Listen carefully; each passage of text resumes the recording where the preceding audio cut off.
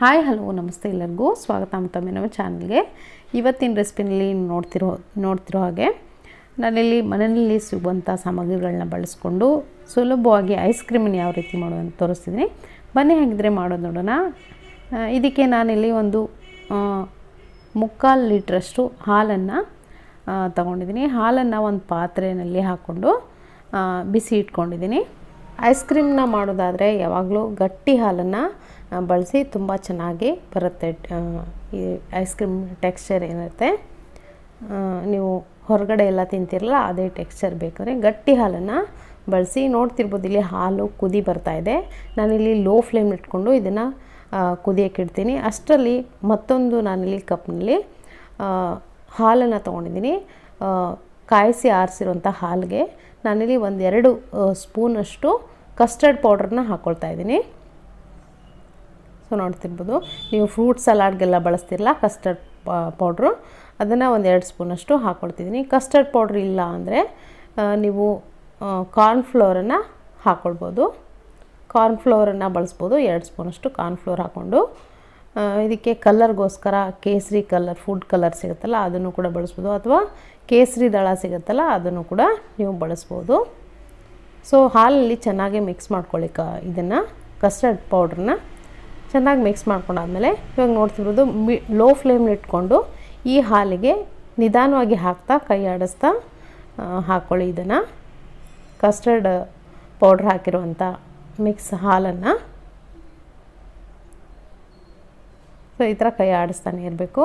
ಗಟ್ಟಿ ಆಗಿಬಿಡುತ್ತೆ. ನೋಡ್ತಿರ್ಬೋದು ಎಷ್ಟು ಬೇಗ ಗಟ್ಟಿ ಆಯಿತು ಅಂತ. ಇವಾಗ ಇದಕ್ಕೆ ನಾನಿಲ್ಲಿ 1-2 ಕಪ್ ಆಗುವಷ್ಟು, ಅಂದರೆ ಚಿಕ್ಕ ಕಪ್ಪಿಂದ ಒಂದು 4-5 ಟೇಬಲ್ ಸ್ಪೂನ್ ಆಗುವಷ್ಟು ಸಕ್ಕರೆಯನ್ನು ಹಾಕ್ಕೊಂಡಿದ್ದೀನಿ. ಐಸ್ ಕ್ರೀಮಲ್ಲಿ ಸ್ವೀಟ್ ಸ್ವಲ್ಪ ಜಾಸ್ತಿ ಚೆನ್ನಾಗಿರುತ್ತೆ ಅಂತ ಸ್ವಲ್ಪ ಸಕ್ಕರೆನ ಜಾಸ್ತಿನೇ ಹಾಕ್ಕೊಂಡಿದ್ದೀನಿ. ನೀವು ಸಕ್ಕರೆ ಬದಲಿಗೆ ಇನ್ನೂ ಚೆನ್ನಾಗಿ ಟೇಸ್ಟ್ ಬೇಕು ಅಂದರೆ ಮಿಲ್ಕ್ ಮೇಡ್ ಹಾಕ್ಕೊಳ್ಬೋದು. ಸೊ ಇವಾಗ ಸಕ್ಕರೆ ಎಲ್ಲ ಕರಗಾದ್ಮೇಲೆ ಇದನ್ನು ಗ್ಯಾಸ್ ಆಫ್ ಮಾಡ್ಕೊಳ್ತಾ ಇದ್ದೀನಿ ನಾನು. ಗ್ಯಾಸ್ ಆಫ್ ಮಾಡಿಕೊಂಡು ಇದನ್ನು ಪೂರ್ತಿಯಾಗಿ ತಣ್ಣಗಾಗಕ್ಕೆ ಬಿಡೋಣ. ಸೊ ನೋಡ್ತಿರ್ಬೋದು ಇಲ್ಲಿ ಸ್ವಲ್ಪ ಇವಾಗ ಬಿಸಿ ಇದೆ ಇದು. ಇದಕ್ಕೆ ನಾನಿಲ್ಲಿ ಕಟ್ ಮಾಡಿರುವಂಥ ಸಣ್ಣದಾಗಿ ಕಟ್ ಮಾಡಿರುವಂಥ ಡ್ರೈ ಫ್ರೂಟ್ಸ್ನ ಹಾಕ್ಕೊಳ್ತಾ ಇದ್ದೀನಿ. ಇದು ಆಪ್ಷನಲ್ಲು ಇದ್ದರೆ ಹಾಕ್ಕೊಳ್ಳಿ. ಡ್ರೈ ಫ್ರೂಟ್ಸ್ ಹಾಕ್ಕೊಂಡು ಒಂದು ಸರಿ ಮಿಕ್ಸ್ ಮಾಡ್ಕೊಳ್ಳಿ. ತುಂಬ ಟೇಸ್ಟಿಯಾಗಿರುತ್ತೆ ಇದು ಐಸ್ ಕ್ರೀಮ್. ಕಸ್ಟರ್ಡ್ ಪೌಡ್ರನ್ನ ಬಳಸಿ ಮಾಡುವಂಥ ಐಸ್ ಕ್ರೀಮ್. ಇವಾಗ ನೋಡ್ತಿರ್ಬೋದು ಇದು ಪೂರ್ತಿಯಾಗಿ ತಣ್ಣಗಾಗಿದೆ. ಇದಕ್ಕೆ ನಾನು ಫ್ಲೇವರ್ಗೋಸ್ಕರ ಏಲಕ್ಕಿ ಪೌಡ್ರನ್ನ ಹಾಕ್ಕೊಳ್ತಾ ಇದ್ದೀನಿ. ಏಲಕ್ಕಿ ಪೌಡ್ರ್ ಹಾಕ್ಕೊಂಡು ಒಂದು ಸರಿ ಮಿಕ್ಸ್ ಮಾಡ್ಕೊಳ್ಳಿ. ನಿಮ್ಮ ಹತ್ರ ಯಾವುದಾದ್ರೂ ಎಸೆನ್ಸ್ ಇದ್ದರೆ, ಅಂದರೆ ವೆನಿಲಾ ಎಸೆನ್ಸ್ ಆ ಥರದ್ದು ಏನಾದರೂ ಇದ್ದರೆ ಅದನ್ನು ಕೂಡ ನೀವು ಇಲ್ಲಿ ಬಳಸ್ಬೋದು. ಸೊ ತಣ್ಣಗಾದಮೇಲೆ ಒಂದು ಏರ್ ಟೈಟ್ ಡಬ್ಬ ತೊಗೊಂಡಿದ್ದೀನಿ ನಾನಿಲ್ಲಿ. ಇದಕ್ಕೆ ಹಾಕ್ಕೊಂಡು ಪೂರ್ತಿಯಾಗಿ ಮಿಕ್ಸ್ಚರ್ ಏನಿದೆ ಐಸ್ ಕ್ರೀಮ್ದು ಇದನ್ನು ಹಾಕ್ಕೊಳ್ತಾ ಇದ್ದೀನಿ.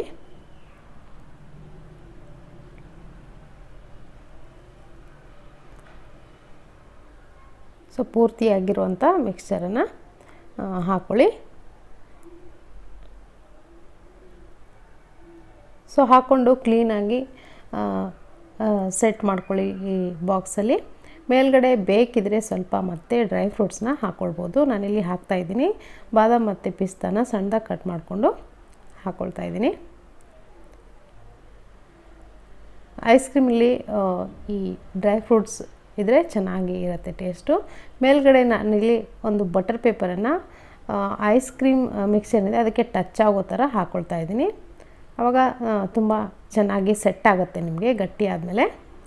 ಇವಾಗ ಇದ್ರ ಮೇಲ್ಗಡೆ ಈ ಬಾಕ್ಸ್ನ ಮುಚ್ಚಳ ಏನಿರುತ್ತೆ ಇದನ್ನು ಗಟ್ಟಿಯಾಗಿ ಮುಚ್ಕೊಂಡು ಇದನ್ನು ಫ್ರೀಝರ್ನಲ್ಲಿ ಒಂದು 8-10 ಗಂಟೆ ಇಡ್ಬೋದು, ಅಥವಾ ಓವರ್ನೈಟ್ ಇಟ್ಬಿಡಿ. ರಾತ್ರಿ ಮಾಡಿಕೊಂಡು ಓವರ್ನೈಟ್ ಇಟ್ಟರೆ ಚೆನ್ನಾಗಿರುತ್ತೆ. ಹೈ ಲೆವೆಲ್ ಇಟ್ಟು ಮಾಡಿದ್ರೆ ಇವಾಗ ನೋಡ್ತಿರ್ಬೋದು ನಾನಿಲ್ಲಿ ಒಂದು 10 ಗಂಟೆ ಇಟ್ಟಿದ್ದೆ. ಇದು ಇವಾಗ ಪೂರ್ತಿಯಾಗಿ ಗಟ್ಟಿಯಾಗಿದೆ. ಇದನ್ನು ಇವಾಗ ನೀವು ಸರ್ವ್ ಮಾಡ್ಕೊಳ್ಬೋದು. ಸೊ ನಾನಿಲ್ಲಿ ಇದನ್ನು ಸರ್ವ್ ಮಾಡ್ಕೊಳ್ತಾ ಇದ್ದೀನಿ ಒಂದು ಪ್ಲೇಟ್ಗೆ.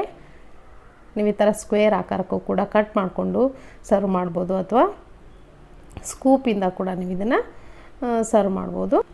ಸೊ ನಿಮಗೆ ಗೊತ್ತೇ ಆಗಲ್ಲ ಇದು ಕಸ್ಟರ್ಡ್ ಪೌಡ್ರನ್ನ ಬಳಸಿ ಮಾಡಿರುವಂಥ ಐಸ್ ಕ್ರೀಮ್ ಅಂತ, ಅಷ್ಟು ಟೇಸ್ಟಿಯಾಗಿರುತ್ತೆ. ಒಂದ್ಸರಿ ನೀವು ಮಾಡಿ ನೋಡಿ, ಆವಾಗ ನಿಮಗೆ ಇದರ ಟೇಸ್ಟ್ ಏನಂತ ಗೊತ್ತಾಗುತ್ತೆ. ನಾನಿಲ್ಲಿ ಈ ಥರ ಸ್ಕ್ವೇರ್ ಆಕಾರಕ್ಕೆ ಕಟ್ ಮಾಡಿಕೊಂಡು ಒಂದು ಸರ್ವಿಂಗ್ ಪ್ಲೇಟ್ಗೆ ಸರ್ವ್ ಮಾಡ್ಕೊಳ್ತಾ ಇದ್ದೀನಿ. ನೀವು ಬೇಕಿದ್ದರೆ ಮೇಲ್ಗಡೆ ಈ ಥರ ಸಿಲ್ವರ್ ಬಾಲ್ಸ್ನ ಹಾಕ್ಕೊಳ್ಳಿ, ಸರ್ವ್ ಮಾಡಲಿಕ್ಕೆ ಚೆನ್ನಾಗಿರುತ್ತೆ. ತುಂಬ ಟೇಸ್ಟಿಯಾಗಿರುವಂಥ ಐಸ್ ಕ್ರೀಮ್ ರೆಡಿಯಾಗಿದೆ. ಖಂಡಿತವಾಗ್ಲೂ ಇದು ನಿಮಗೆ ಇಷ್ಟ ಆಗಿದೆ ಅಂದ್ಕೊಳ್ತೀನಿ. ಇಷ್ಟ ಆಗಿದರೆ ಒಂದು ಲೈಕ್ ಒತ್ತೋದನ್ನು ಮರಿಬೇಡಿ. Thank you.